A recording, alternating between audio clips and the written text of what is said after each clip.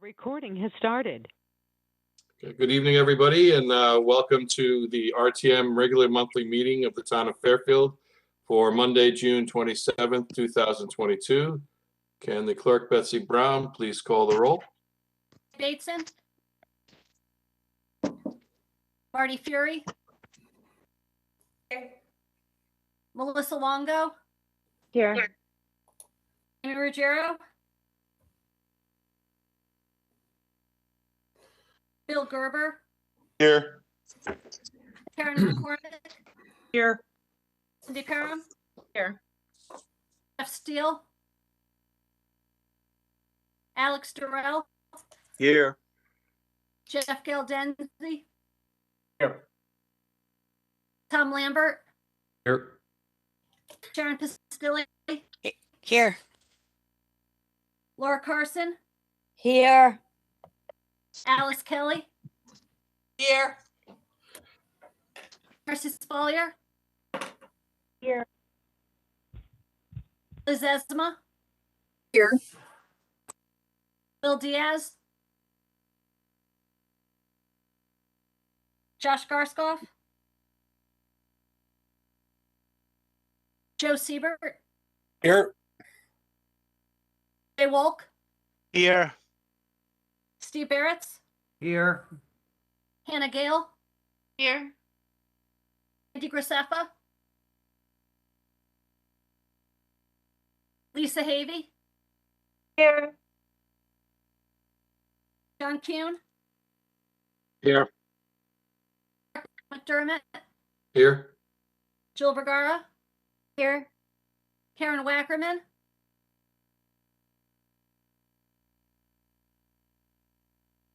District 8, is there an announcement?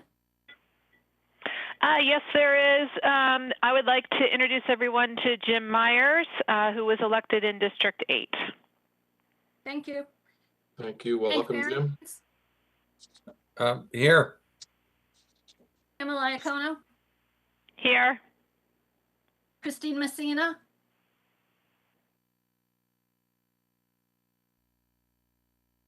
Jim Myers.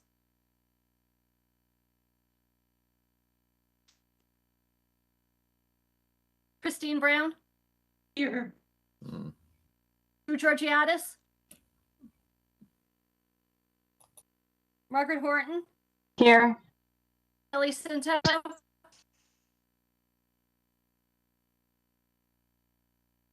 Ken Astorita. Here.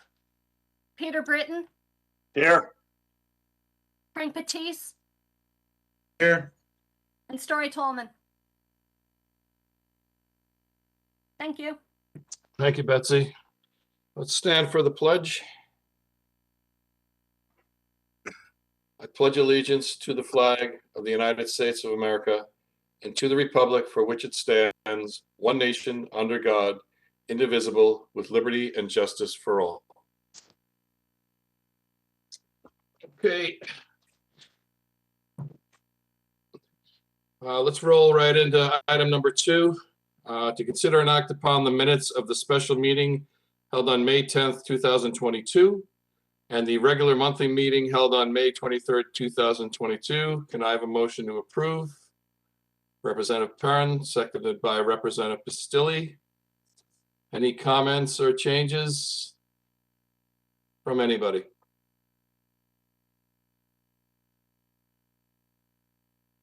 Okay, it looks like we're good to go. So all those in favor? Aye. Aye. Aye. Opposed? Abstentions?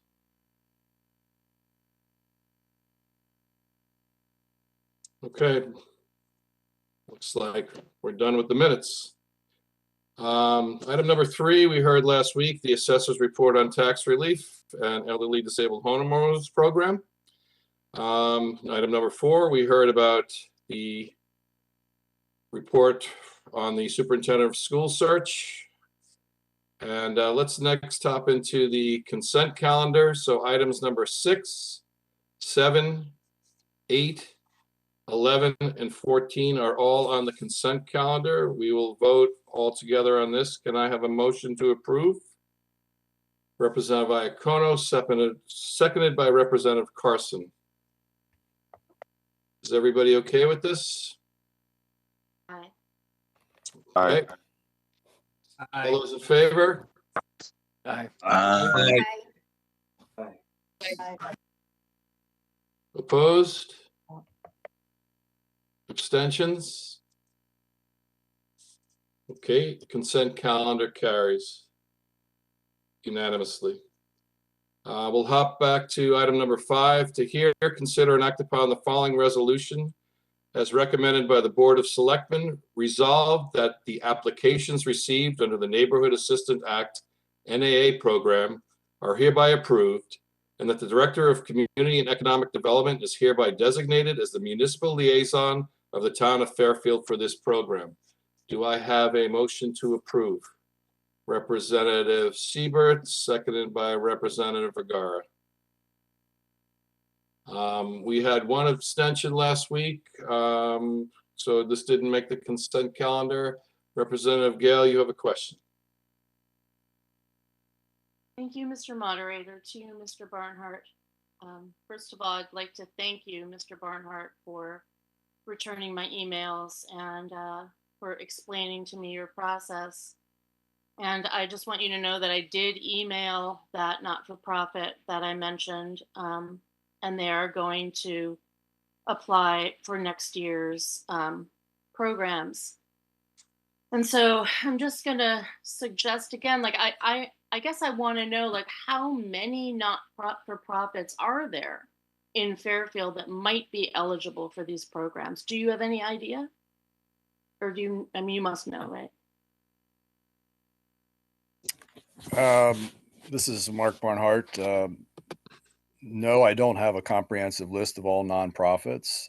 We try to contact as many nonprofit organizations as possible and give them notice of any opportunities, whether it's this program or other programs. Okay, and is there any support organization in Fairfield or a membership organization that not-for-profits can belong to in Fairfield? If there is, I do not know of that. Would that be helpful, do you think, in the future from a development standpoint of view? Sure, if there was a group that we could also provide notice to that represented all nonprofits, that would be great. I'm not sure how those nonprofits would learn about that organization either. So there's always the possibility that despite everyone's best intentions, we're still going to miss somebody. Right. You know, and I understand and I respect that. And I just, I'm just, you know, I mean, you know, obviously we all have a ton on our plate, and you have more than anybody. So I completely understand, but I'm just sort of trying to open the suggestion that moving forward, that there might be some sort of way to organize the not-for-profits in town so that they all have an opportunity to apply for grants like this. Somehow, some way. I totally understand where you're coming from. That would be terrific. Okay. All right. So maybe really, maybe I'll even take it upon myself, a few emails to some of the leadership of the not-for-profit corporations. Maybe they would be willing to set up their own organization, as a Fairfield organization. Sure. And in the meantime, we'll be sure to make sure that the organization that you reference will be added to the mailing list for future program notifications. I appreciate it very much. Thank you. Thank you, Representative Gale. Thank you, Representative Iacono. Thank you, Mr. Moderator. Through you to Mr. Barnhart, Pam Iacono, District 8. Mark, do you think that maybe you could bring this topic up at the Economic Development Commission? Are they the ones who oversee the neighborhood stuff? Is that where this is discussed to begin with? No, not really. It's actually, I would term it community development, but I'd be happy to discuss it with members of the Economic Development Commission in case they have some input into the process. Yeah, if you wouldn't mind, if you would consider having it as an agenda item, and perhaps they could have something up on their webpage on the town site that says if you want to register your nonprofit with the town for notices, you know, we can add you to our distribution list, and that could be an angle that you could explore. Absolutely. That sounds like a good idea. Okay, awesome. Thank you so much. Thank you, Representative Iacono. Any other comments from the body?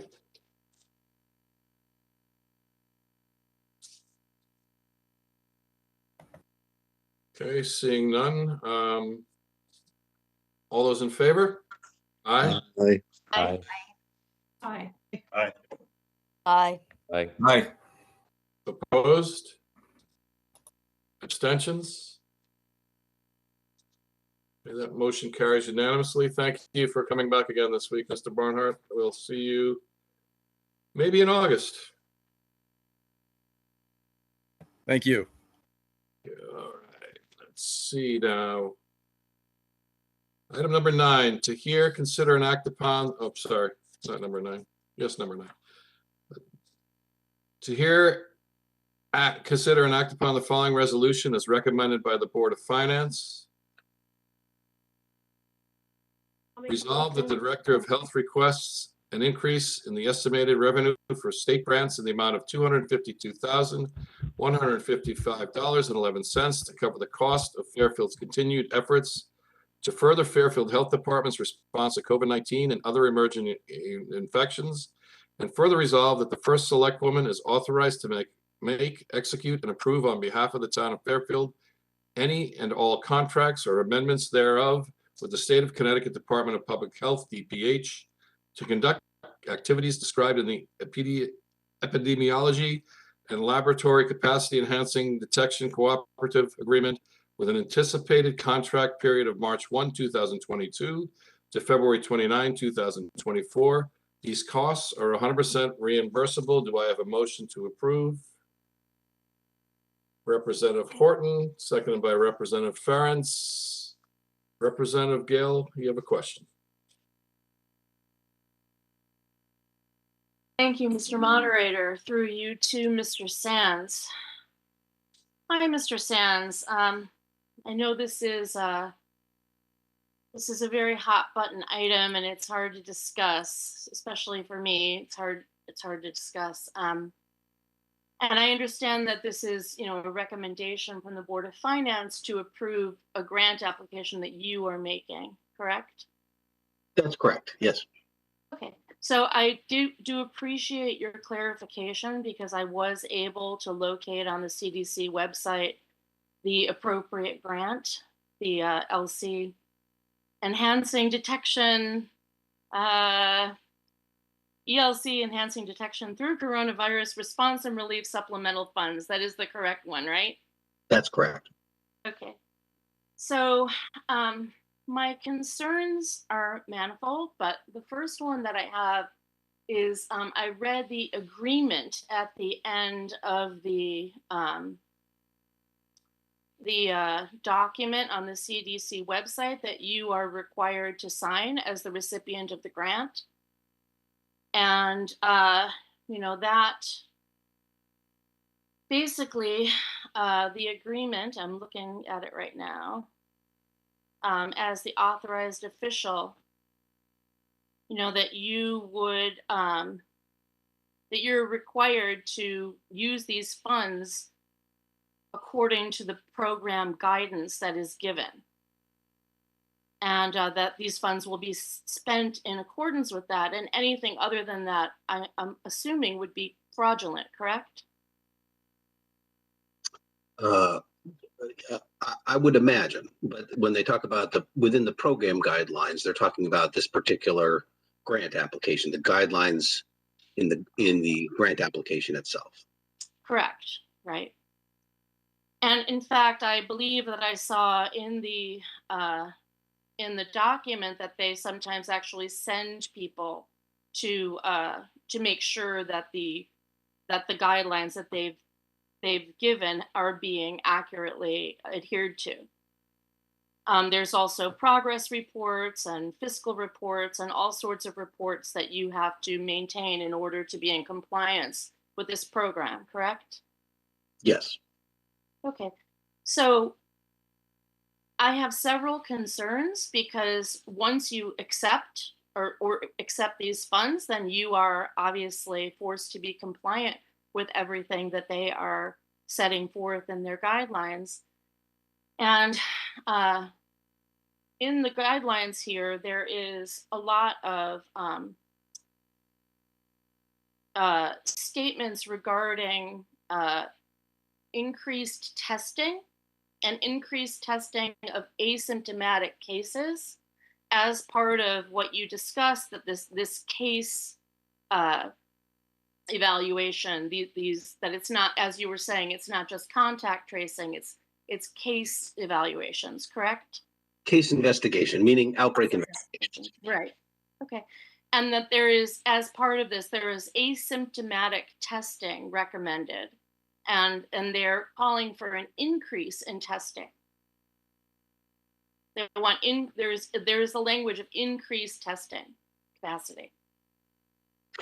Yeah. So as I explained in my email, there's 5 general areas of where they want you to do, and then there's activities within those areas, and we've selected 9 activities. And the language that we've proposed is to continue to work with the testing providers and down to promote the availability of testing. So we have not stipulated in our application that we are going to promote asymptomatic testing. We're going to continue to work to promote the availability of testing in Fairfield. But if their stipulation is asymptomatic testing, are you allowed to insert into your grant language that avoids that? So my understanding, so the state of Connecticut applies to the CDC for this grant. The state of Connecticut receives those funds, and then the state of Connecticut, as a part of the agreement with the CDC, some of those funds go to the local health department. We actually enter a contract with the state, and that's what this resolution is, to authorize the select woman to enter into a contract with the state. And so the state gave us an application packet that said you can choose from these activities. And so we chose, as I shared in my email, 9 activities. So that's the language that we expect to be in the contract. Now, in all fairness, the CDC is as the pandemic progresses, things are changing. So, for example, when the application came out, it said contact tracing in it, and they've since said, well, we want the language to be case investigation. And to be moving away from contact tracing. So in our application, we've sort of inserted the language, in the state of Connecticut inserted the language case investigation. So we're, there's some evolution to this as things go on, that they may, we haven't seen the final contract from the state. We've submitted the paperwork to apply, but we haven't received notification from the state on the status of our application yet. And so again, we submitted for that activity that I spelled out in the email, and that's it.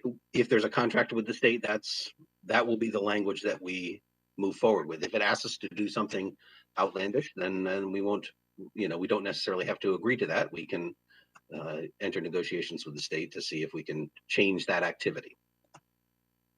Okay. And then one of the things we discussed in our emails, which I think the whole RTM received, is, this, my concern regarding, maintaining local control, which we lost to some degree this past school year, with regard to masking. Whatever anyone thinks about it, there were certain children that were, ill affected by the recommendation, by the rules, and there was no leeway whatsoever.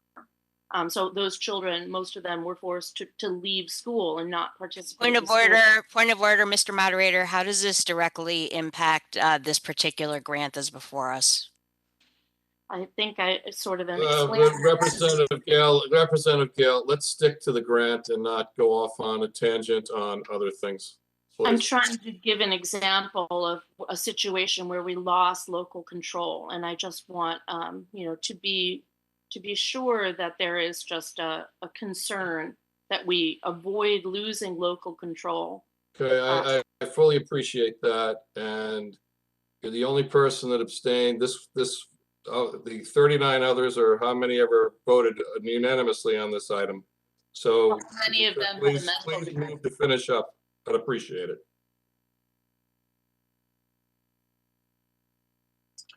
I have one more question, Mr. Cleary. Mr. Cleary, do you personally believe that informed consent is an important medical ethic?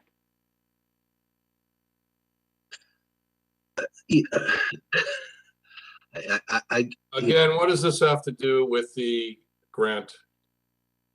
Because he's the person who will be administering it. Well, he's the one who submitted it, and we're the ones voting on it. So I'm going to take this to a vote unless somebody else has any other further comments. I only asked a simple yes or no question. Mr. Moderator, I had a question. Thank you, Representative Bastilli. Mr. Cleary, first of all, I just wanted to thank you on behalf of the community for all of your really hard work these past 2.5 years. I'm sure when you signed up for your job, you had no idea that this is, the extent of the responsibility that you have had to keep our community safe. And we're all very grateful to you for that. I was just wondering if you can sum up for us in a couple of sentences exactly how this grant is helpful as, the landscape of COVID changes and how this grant will help our public health in Fairfield. Sure. And I, in response to your comment, this is exactly what I signed up for. This is public health in action of responding to pandemics and outbreaks. And so that's what got me engaged in public health in the first place. And to some extent, sometimes, when things like the governor passes a law that says one thing and that obligates towns to comply, that's what we have to do. But in terms of this grant, essentially the ongoing pandemic continues to place burdens upon the health department. The intent of this grant is to be able to provide funding from the federal through the state to the locals to pay for that additional work that's going on. So hopefully, during the pandemic, most of our staff, all of our staff was doing COVID almost all the time. That was really the significant responsibility of everybody, from school nurses to the contact tracers to our health education staff to our sanitarians. Most everybody was doing COVID all the time. We're transitioning back, but there still remains a large burden of COVID related work. And the federal government has added on to that sort of emerging pathogens and other infectious diseases to plan for that. And so that these grants essentially take that extra work that's been added to us and provides funding for staff to do that work. And that's our intent. If the grant application is to fund up to 3 staff members to do that work, to take on that role so we can return to some of the other activities that we routinely do. Thank you. Sure. Thank you, Representative Bastilli. Any other questions?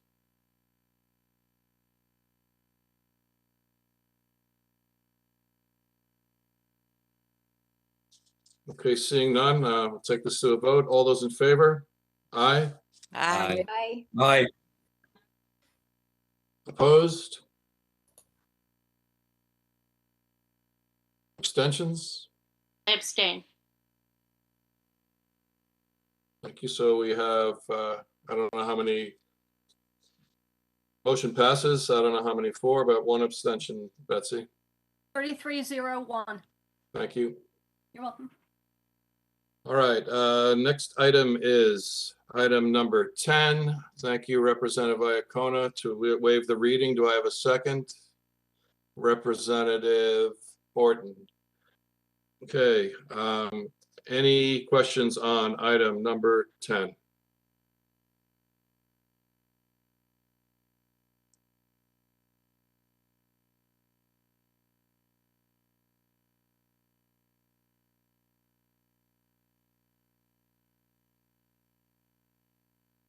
Okay, seeing none, we'll take this to a vote. All those in favor?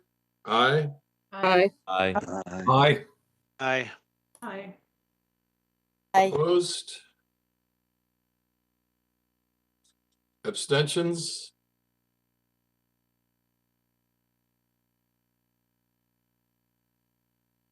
Okay, it looks like that passes unanimously.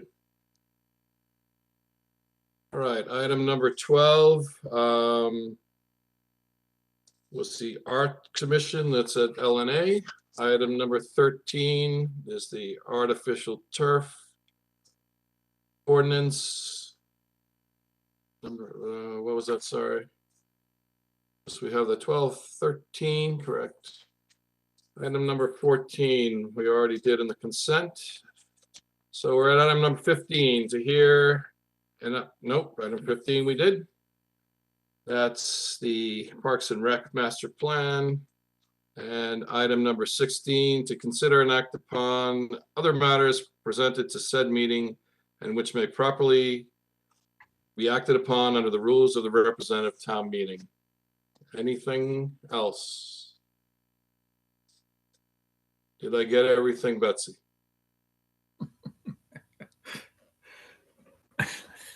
All set. All set? All right, well, I will make a motion to adjourn. Representative Zesma, seconded by Representative Ferentz. All those in favor? Aye. Aye. Aye. Aye. Everybody have a great July, and you never know. Thank you. It's supposed to Thank be you back very in much. August. I plan on being in person if we can, or hybrid, but preferably I'd like to see all your smiling faces after a lovely summer when you're all tanned up. So take care, everybody. Thanks. Thanks, Mark. Thanks, Mark. Thanks, Mark. Thank you, Mark. Bye. Thank you, Mark. Thank you, Mark. Thank you.